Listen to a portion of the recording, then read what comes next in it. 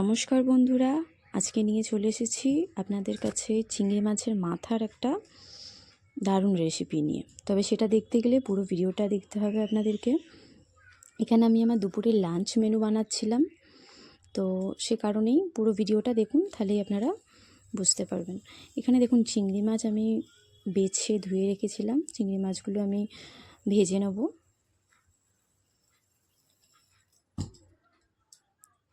চিংড়ি মাছগুলো ভেজে নিয়ে তারপরে আমি এগুলো তুলে নেব। আর এখানে আমি কিছু সবজি কেটে নিয়েছি: পুঁই শাক, আলু, কুমড়ো, কচু।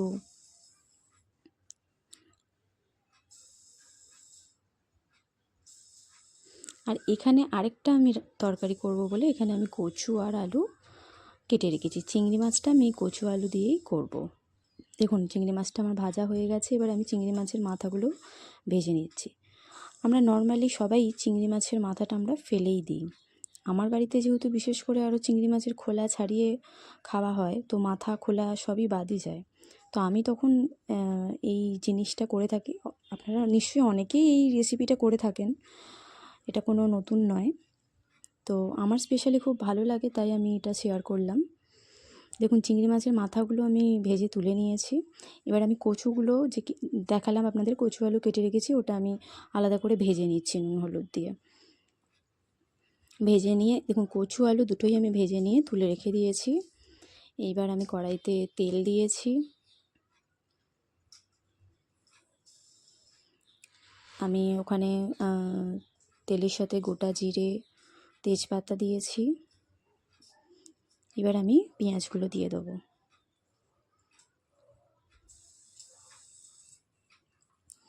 আপনাদের একটু অসুবিধা হবে, কারণ ক্যামেরাটা আমি নিজে হাতে ধরেছিলাম, একদিকে রান্না করছিলাম, তাই হয়তো একটু অসুবিধা হবে।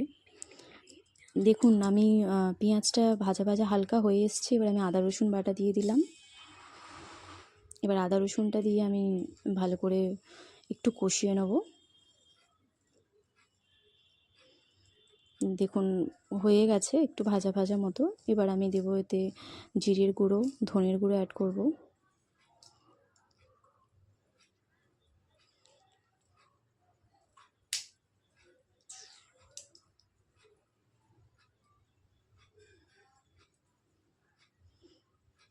এরপর আমি দেব হলুদের গুঁড়ো, লঙ্কার গুঁড়ো আর কাশ্মীরি লঙ্কার গুঁড়ো দেব কালারটা আসার জন্য। যে যেরকম ঝাল খান সেই অনুযায়ী দেবেন। আমি একটু বেশি দিয়েছি বলে আপনাদেরও বেশি দিতে হবে, এরকম কোনো ব্যাপার নয়। দেখুন আমি দিয়েছি, আমার কষানো অলমোস্ট হয়ে গেছে। এবার আমি ভেজে রাখা কচু আর আলুটা এতে অ্যাড করে দেবো, দিয়ে একটু নেড়ে ছেড়ে নিয়ে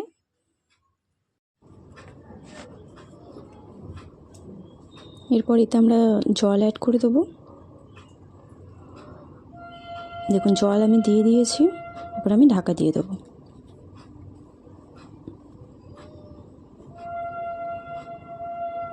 ব্যাস, এবার ওটা হতে থাক। এবার চিংড়ি মাছের যে মাথাগুলো আমি ভেজে রেখেছিলাম, ওটা আমি দেখুন একটা মিক্সার জারে নিয়ে নিয়েছি। তাতে নিয়েছি আমি 4টে কাঁচা লঙ্কা, একটু পেঁয়াজ কুচি আর কটা রসুনের কোয়া। এটা আমি মিক্সিতে পেস্ট করে নেব। দেখুন পেস্টটা হয়ে গেছে পুরো। এবার আমি ঢাকাটা খুলব। এদিকে আমাদের আলু কচু ভালো করে সেদ্ধ হয়ে গেছে। এবার আমি ভাজা চিংড়ি মাছগুলো আমি এতে অ্যাড করে দেবো।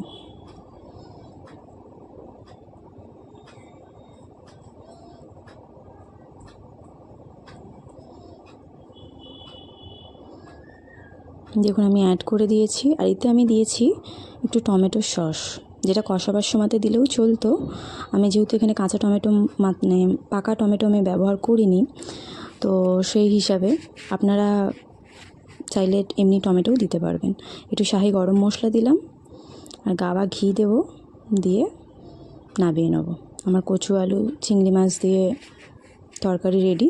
একটু ধনেপাতা কুচিও আমি দিয়েছি, ওটা হয়ে গেছে। এইবার কড়াইতে আমি আবার তেল দিয়েছি, তেজপাতা দিয়েছি, শুকনো লঙ্কা দিয়েছি, আর দেবো 5 ফোড়ন, গোটা জিরে,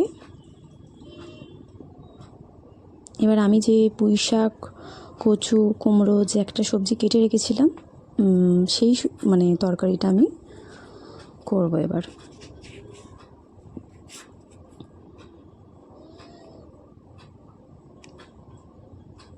দেখুন এখানে আলু, কচু, যা যা সবজি আমি কেটে রেখেছিলাম সব আমি দিয়ে ভালো করে নেড়ে ছেড়ে নিয়ে একটু ভেজে নেব।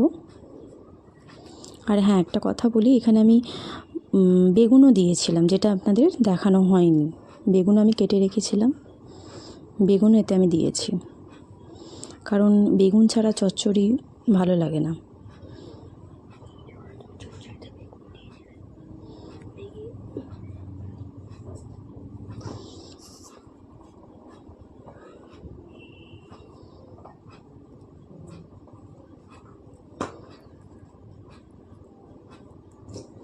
দেখুন সব কিছু দিয়ে একটু ভাজা ভাজা হয়ে যেতে আমি টমেটো কুচি দিলাম।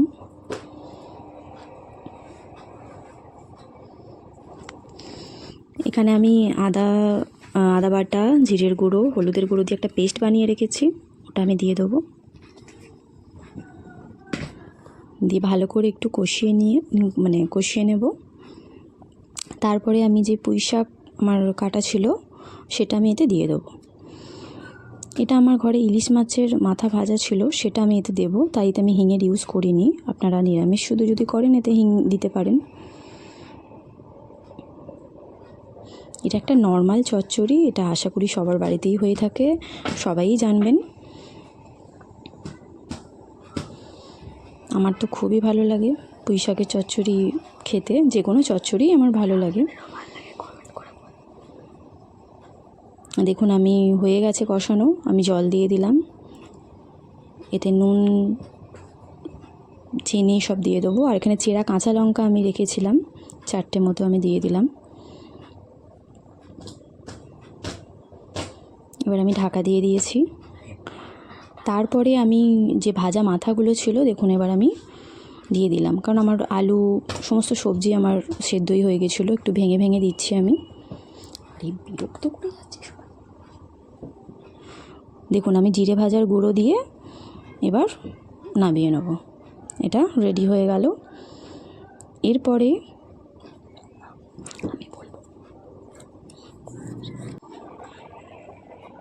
এবার এটা আমি নামিয়ে নিয়ে কড়াইতে আবার তেল দিয়ে দিয়েছি, আর চিংড়ি মাছটা যে মাথাটা আমি পেস্ট করে রেখেছিলাম ওটা আমি দিয়ে দিলাম। আর এর সাথে আমি কয়েকটা চিংড়ি মাছও দিয়ে দিই, ভালো টেস্টের জন্য, দারুণ লাগে খেতে। কার কার ঘরে এরকম চিংড়ি মাছের মাথা বাটা হয় আমাকে অবশ্যই কমেন্ট করে জানাবেন। আমার তো খুবই ভালো লাগে, পুরো এই মাথা বাটা দিয়েই এক থালা ভাত শেষ হয়ে যায়। এতে আমি নুন দিয়ে দিলাম, আর আমি একটু চিনি দিয়েছি, আপনারা চাইলে নাও দিতে পারেন, কারণ আমি সবেতে একটু চিনির ইউজ করি। দেখুন জিনিসটা এরকম হয়ে যাবে, পুরো শুকনো শুকনো ভাজা ভাজা।